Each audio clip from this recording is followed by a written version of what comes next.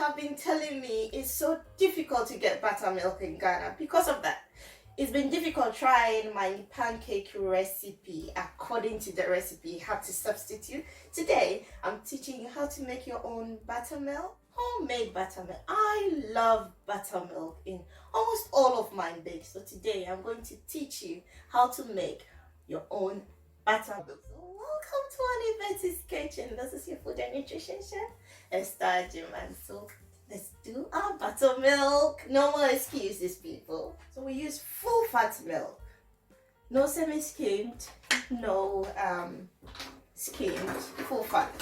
1 cup. So 1 cup full fat fresh milk.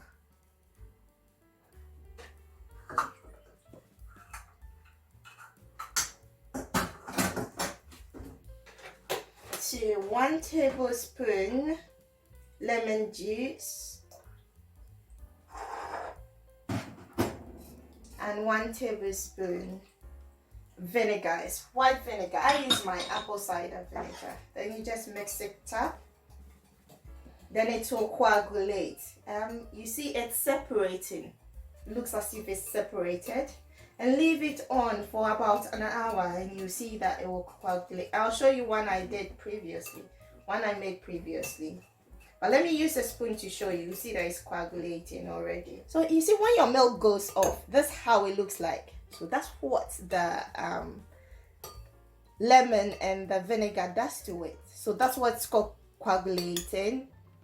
So homemade buttermilk done, people. This is the one we just made. I have to leave it for about an hour. It will thicken. And this is the one I made yesterday. Look at how thick it is. And another thing, if you don't have buttermilk or you can't make your buttermilk and the recipe calls for buttermilk, you can use yogurt as a substitute. People, that's it. Buttermilk, done. We're done. So no more excuses. And it makes bacon beautiful. It gives it this milky taste. It's just beautiful when you add buttermilk to your cakes, to your pancakes. Yeah, so give it a try. Let me know what you think. Thank you for watching. Till I come your way again next week, stay blessed and stay healthy, people. Ciao.